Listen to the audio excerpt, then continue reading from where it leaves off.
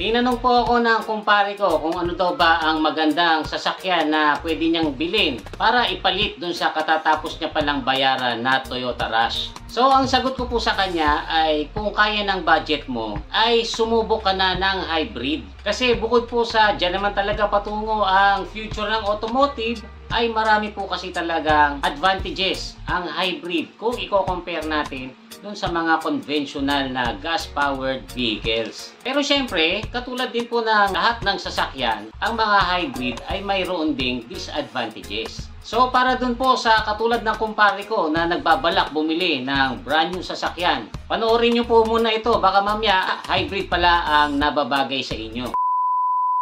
Ang hybrid electric vehicles or HEV ay unti-unti na po talagang nagiging popular. Medyo nauna nga lang po doon sa mga developed countries pero dumadami na rin po yan dito sa Pilipinas. In fact, dito po sa Pilipinas ay mayroon ng 43 na iba't ibang hybrid vehicles kayong pwedeng pagpilian. Merong mga Japanese brands, merong American brands, merong Korean brands. At syempre, hindi rin mawawala dyan yung mga gawa ng Chinese. So, sa mga hindi po nakakaalam, ang hybrid po kasi ay tulad din ng mga ordinaryong sasakyan na mayroong makina na kailangan mo lagyan ng fuel para umandar. Pero ang hybrid po ay gumagamit ng innovative electric technology. Ibig sabihin po, bukod dun sa makinang conventional or yung tinatawag nating internal combustion engine, ay mayroon din po itong electric motor at saka battery na katandem ng makina.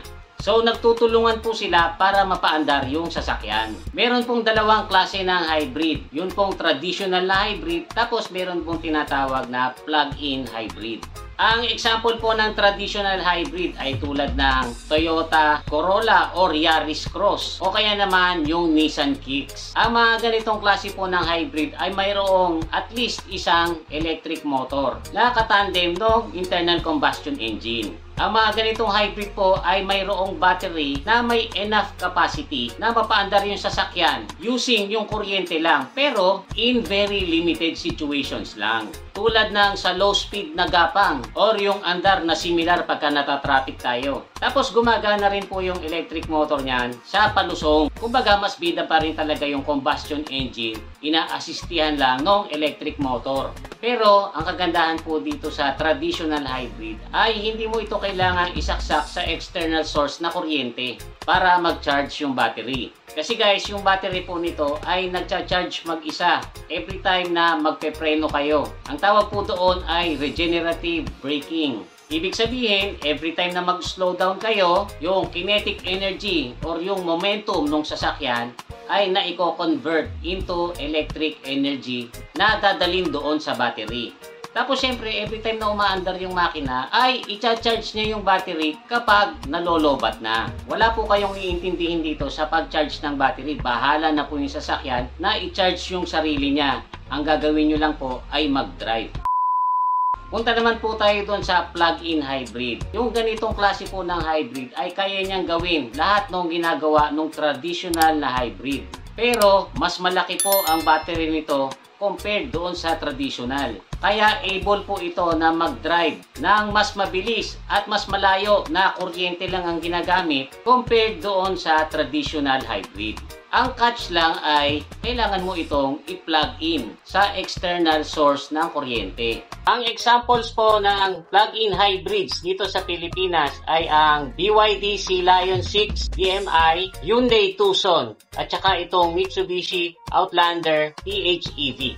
May mga plug-in hybrid po na rumi-range ng 80 kilometers using electricity only. Tapos, once na maubos na yung charge ng battery, automatic na umaandar yung combustion engine. Kaya wala po kayong magiging range anxiety dito. Hindi kayo matatakot na maubusan ng charge yung battery kasi once na maubos na, yung makina naman pong bigasolina ang aandar. Pero guys, kahit na ito ay kailangan i-plug in mo para mag-charge, hindi ito masyadong matagal i-charge na tulad ng sa EV. Kasi although na mas malaki ang battery nito kaysa doon sa traditional na hybrid, ay higit na mas maliit pa rin ang battery nito compared sa pure electric vehicle. So siguro naman alam nyo na ngayon yung difference ng traditional na hybrid sa plug-in hybrid. Ang pag-uusapan naman po natin ay yung advantages at saka disadvantages ng hybrid.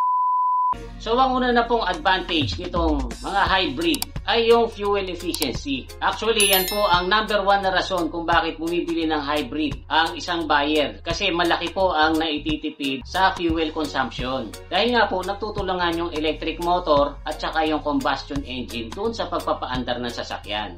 Tapos ang kagandahan pa ay mas malakas ang horsepower at saka torque ng hybrid kung i-compare mo sa isang regular combustion car na similar ang displacement. Example na lang guys, yung Hyundai Santa Fe na hybrid. Kahapon nakakita po ako niyan. Ang laki pala niyan sa personal at saka boxy yung itsura. So sa tingin ko hindi siya ganun ka-aerodynamic. Pero dahil hybrid po ito, ayon dun sa research ko ay kaya nitong mag 15.3 kilometers sa 1 litrong gasolina. Na kung i-compare mo naman dun sa Santa Fe din na naka-turbocharged gasoline engine ay nakaka 10.2 kilometers per liter lang ito. So lumalamang po ng 5 kilometro mahigit per liter pag naka-hybrid ka. Kaya malaki ang matitipid talaga sa fuel consumption. Ang isa pang advantage nito guys ay mas konti syempre ang magiging emissions nito compared sa isang conventional car na kaparehas ng makina. Kasi mas konti lang ang magagamit mo na gas papunta doon sa destination mo kaysa doon sa conventional car. So kumbaga ito pong hybrid, although naglalabas pa rin po yan ng emissions, ay mas environment friendly yan compared doon sa conventional cars. Ang number one disadvantage naman po nitong mga hybrid ay yung price. Natural po na magiging mas mahal yan. Kasi nadagdagan po ng mga pyesa yung sasakyan. Nagkaroon ng electric motor tapos nagkaroon din ng battery. At ang battery po nito ay may kamahalan. Sa ngayon po ay medyo magkalayo pa ang price ng hybrid compared sa conventional cars. Pero habang tumatagal, asahan nyo na magiging mas mura yan. Ang isa pa pong disadvantage nito ay gaya nga po ng sabi ko sa inyo kanina, mahal ang battery niyan, mahal din po ang mag-replace niyan. Huwag kayong mag-alala kasi may warranty naman po ang battery. So kung sakaling masisira yan at under warranty pa, papalitan po yan nung kasa. Pero kung halimbawa nasira yan tapos lakpas na sa warranty ay wala kayong choice kundi i-shoulder yung gastusin sa pagpapareplace ng battery. Ang isa pa po sa disadvantages nitong hybrid ay yung tire wear. Ang mga hybrid po kasi ay mas mabigat kaysa sa conventional cars of similar size. Dahil dyan, mas madaling mapudpod or masira ang mga gulong nito. Kaya ang mga hybrid vehicles po ay nagre-require ng mga gulong na mas matibay at mas mahal para ma-accommodate yung load ng sasakyan.